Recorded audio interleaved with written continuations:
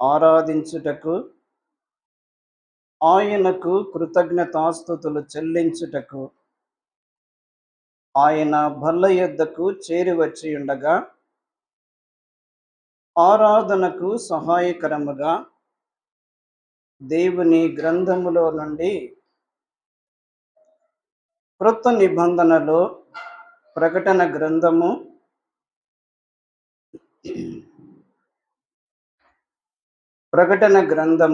5వ అధ్యాయము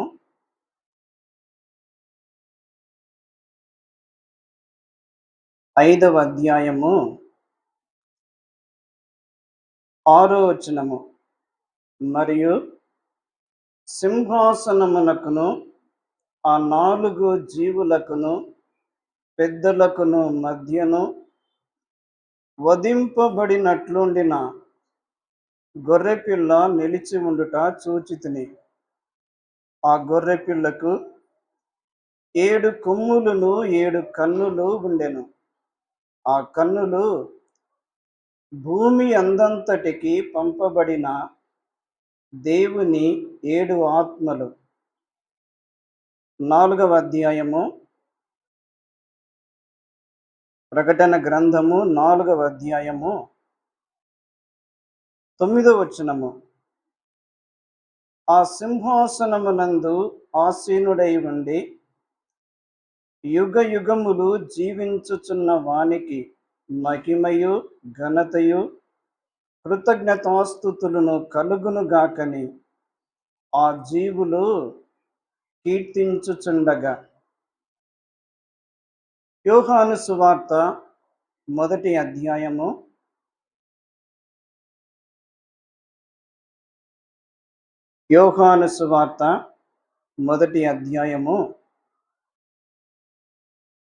29వ వచనము. మరునాడు యోహాను యేసు తన యొద్దకు రాగా చూచి, ఇదిగో లోక పాపమును మోసుకొని పోవు దేవుని గొర్రెపిల్ల. 36వ వచనం. అతడు నడుచుచున్న యేసు వైపు చూచి, ఇదిగో దేవుని గొర్రెపిల్ల అని చెప్పెను. ప్రకటన గ్రంథము 5వ అధ్యాయము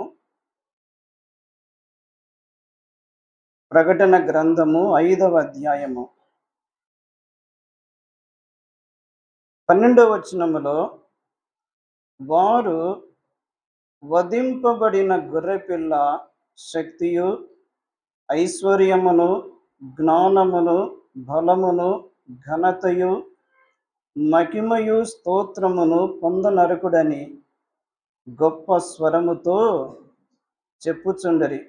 అంతటా పరలోకమందును భూలోకమందును భూమి క్రిందను సముద్రములోను ఉన్న ప్రతి సృష్టము అనగా వాటిలోనున్న సర్వమును సింహాసనాసీనుడై ఉన్న వానికిని గొర్రెపిల్లకును స్తోత్రమును ఘనతయు మహిమయు ప్రభావమును యుగ యుగములు కలుగునుగాకని చెప్పుట వింటిని. ప్రభువునందు ప్రియులారా, ఈ ఉదయకాలము మనము ఆ ప్రకటన గ్రంథము 5వ అధ్యాయములో నుండి 4వ అధ్యాయములో నుండి, అలాగే యోహాను సువార్త 1వ అధ్యాయములో నుండి కొన్ని వచనాలు మనం చదువుకున్నాము. ఈ వచనములన్నిటిలో కూడా మనకు మన ప్రభు అయిన యేసు క్రీస్తు కనిపిస్తూ ఉన్నాడు. ఆయన ఎలా కనిపిస్తున్నాడు అంటే, గొర్రెపిల్ల అయిన క్రీస్తు. మనం చదువుకున్న వచనములన్నిటిలో కూడా ఆయన ఎలా కనిపిస్తున్నాడు? గొర్రెపిల్ల అయిన క్రీస్తు. ఒక 3 మాటలు జ్ఞాపకం చేసుకుంటే, ఒకటి ఆరాధించబడుచున్న గొర్రెపిల్ల. రెండవది వధించబడిన గొర్రెపిల్ల. మూడవది ఘనపరచబడుచున్న గొర్రెపిల్ల. ఆరాధించబడుచున్న గొర్రెపిల్ల అని ఎందుకన్నాను అంటే, ఆయన పరలోకములో ఉన్నప్పుడు ఆయన ఎంతో భీకరముగా ఉన్నాడు. ఆయన పరలోకములో ఉన్నప్పుడు ఎంతో గంభీరముగా ఉన్నాడు. ఆయన పరలోకములో ఆయన ఎలాగున్నాడు అంటే, ఆయనకు ఒక సింహాసనము ఉన్నది. ఆ సింహాసనం మీద ఆయన ఆసీనుడై ఉన్నాడు. ఆ సింహాసనము చుట్టూ సింహాసనములు ఉన్నవి. మాత్రమే కాకుండా అక్కడ 4 జీవులు ఉన్నవి. కోట్ల కొలది దూతలు ఉన్నారు. ఈ సింహాసనముల మధ్యలో, ఆ జీవులు ఉన్న వాటి మధ్యలో, కోట్ల కొలది దూతలు ఉన్న మధ్యలో మన ప్రభు అయిన యేసు క్రీస్తు ఆయన సింహాసనం మీద ఆసీనుడై ఉండి ఆయన ఘనపరచబడుతున్నాడు. ఆయన ఘనపరచబడుతున్నా లేక ఆరాధించబడుతున్న దేవుడు. ఏమిటి ఆ ఆరాధన అంటే, మనము 4వ అధ్యాయములో 5వ అధ్యాయములో మనము చదువుకున్నట్టు, ఆయన వర్తమాన భూత భవిష్యత్ కాలములో సర్వాధికారియునగు దేవుడుగా ఉన్నాడు. ఆయన పరిశుద్ధుడు పరిశుద్ధుడు పరిశుద్ధుడు అని మానక రాత్రింబగళ్ళు కీర్తించబడుతున్నాడు. ఆ 4 జీవులేమి, ఆ 24 పెద్దలేమి, వారు ఎలాగూ కీర్తిస్తున్నారు అంటే, నీవే మహిమ ఘనత ప్రభావములు పొందుటకు యోగ్యుడవు అంటున్నారు. అలాగైతే ప్రియులారా, మన ప్రభు అయిన యేసు క్రీస్తు ఆయన ఉన్న స్థలము కూడా అది పరిశుద్ధమైన స్థలము. ఆయన ఉన్న స్థలము కూడా మహిమ కలిగిన స్థలము. ఆయన ఉన్న స్థలము కూడా ప్రభావము కలిగిన స్థలము. ఆయన ఉన్న స్థలము కూడా ఉన్నతమైన స్థలము కదా. తిమోతి మొదటి పత్రిక 6వ అధ్యాయం 15, 16 వచనాల్లో, ఏ మనుష్యుడును సమీపింపరాని తేజస్సులో ఉన్నాడు. ఎలా ఉన్నాడు? రాజులకు రాజుగా, ప్రభువులకు ప్రభువుగా ఉన్నాడు కదా. ప్రకటన గ్రంథం 1వ అధ్యాయములో యోహాను ఆ యేసు క్రీస్తు ప్రభువు యొక్క దర్శనమును చూచి, ఆయన ఆ మనుష్య కుమారుని పోలిన ఆ ప్రభువుని పైనుండి క్రింది వరకు ఎంత చక్కగా వర్ణించాడు. అలాగైతే ప్రియులారా, ఈ ఉదయ కాలము మనము మన ప్రభువును ఆరాధించుటకు చేరి వచ్చాము. ఎటువంటి ప్రభు? మహిమ ఘనత ప్రభావములు పొందుటకు యోగ్యుడైన ప్రభు, సర్వాధికారి అయిన దేవుడు, సర్వ సృష్టికి నిర్మాణకుడైన దేవుడు, సార్వభౌమాధికారి అయిన దేవుడు, సమస్తమునకు అధికారిగా ఉన్న దేవుడు, అన్నిటికంటే ముందుగా ఉన్నవాడు, అందరికంటే ఉన్నతమైన స్థలములో ఉన్నవాడు. అట్టి ప్రభువును ఉదయకాలము ఆరాధించుటకు చేరి వచ్చి ఉండగా మన ఆరాధన ఎలాగుండాలి? ఉన్నతముగా ఉండాలి. ఆ ప్రభువు యొక్క ఆయన మహిమను, ఆయన తేజస్సును, ఆయన ప్రభావమును, ఆయన ఘనతను, ఆయన కీర్తిని, ఆయన ఔన్నత్యమును మనము చక్కగా వర్ణించినప్పుడు ఆ ఆరాధన ఆయన ఎదుట ఉన్నతముగా ఉంటుంది.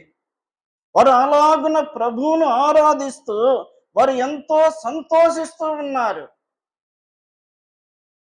ఎంత గొప్ప దేవుడు, ఎంత ఘనమైన దేవుడు, ఆరాధించబడుతున్న దేవుడు. అయితే ప్రియులారా, మనము మన పాపపు స్థితిని బట్టి మనము ప్రభువును చేరుకోలేని స్థితిలో ఉన్నవారము.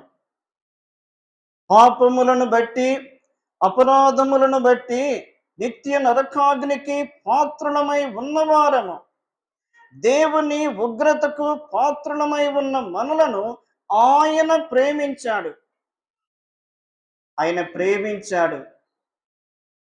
ప్రేమించి గలతీ 4:4 ప్రకారము కాలము సంపూర్ణమైనప్పుడు దేవుడు తన కుమారుని పంపెను.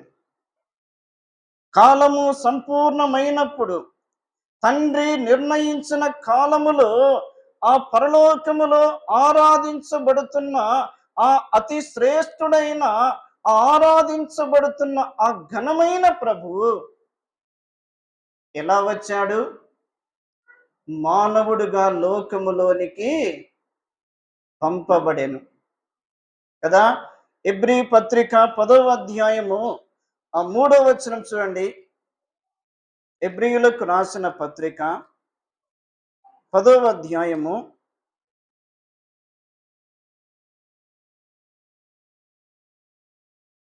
5వ వచనములో, కాబట్టి ఆయన ఈ లోకమందు ప్రవేశించినప్పుడు ఇలాగు చెప్పుచున్నాడు, బలియు అర్పణయు నీవు కోరలేదు కానీ నాకొక శరీరమును అమర్చితివి.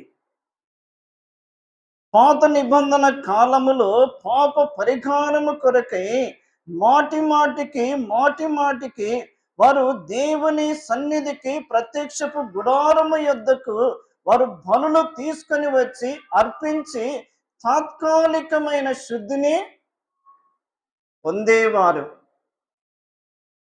కానీ సదాకాలము నిలిచే ఒక్క బలిగా మన ప్రభు అయిన యేసుక్రీస్తు ఆ మహిమను విడిచిపెట్టి మానవుడుగా లోకములోనికి పంపబడెను. లోకములోనికి పంపబడిన ఆ ప్రియ ప్రభు ఆయనకు ఒక శరీరము అమర్చబడి ఉన్నది. ఆ శరీరమే పాప శరీర ఆకారము. దేవుడే మానవుడుగా లోకానికి వచ్చెను.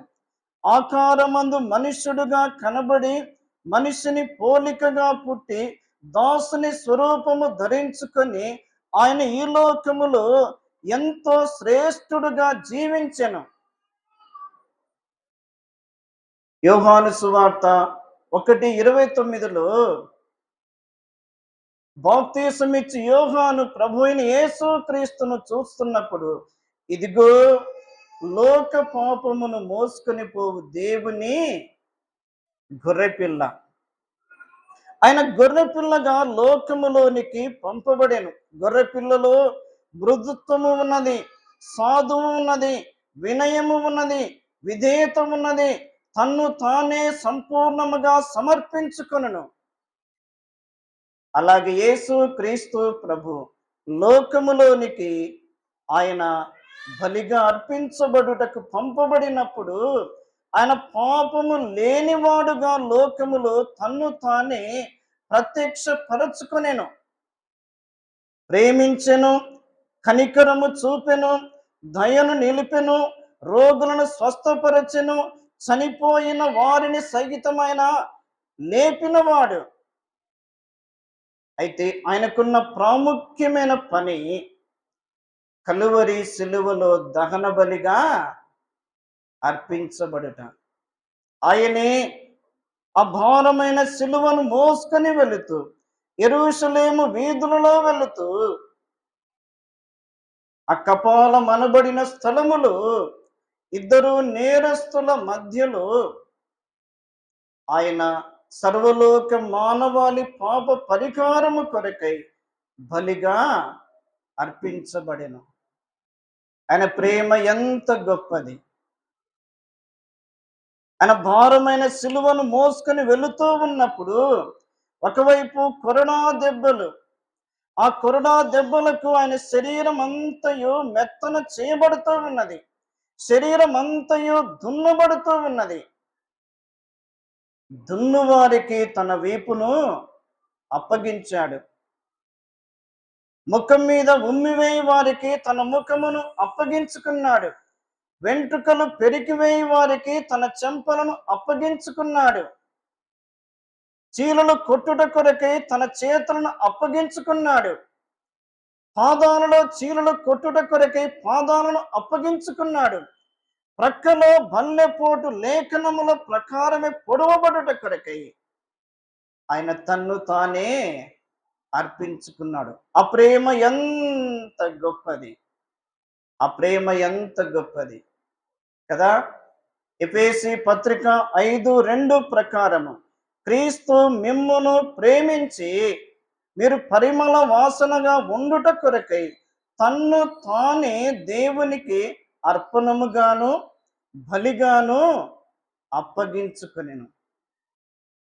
పరలోకములో ఆరాధించబడుతున్న శ్రేష్టమైన గొర్రెపిల్ల మానవుడుగా లోకములోనికి పంపబడి సర్వలోక మానవాళి పాప పరిహారము కొరకై ఆయన దహన బలిగా అర్పించబడెను. ఈ ఉదయకాలం ప్రభువును ఆరాధించుటకు చేరివచ్చి ఉండగా ఆయన బలి, ఆయన మరణము, ఆయన పునరుత్థానము ఎంత శ్రేష్టమైనదో మనం జ్ఞాపకము చేసుకున్నటకు చేరివచ్చాం. ప్రాణం పెట్టిన ప్రభు, మరణించిన ప్రభు, సమాధి చేయబడిన ప్రభు, మృతులలో నుండి లేపబడిన ప్రభు ఆయన పరలోకానికి వెళ్ళెను. ప్రకటన గ్రంథము 5వ అధ్యాయం చూడండి.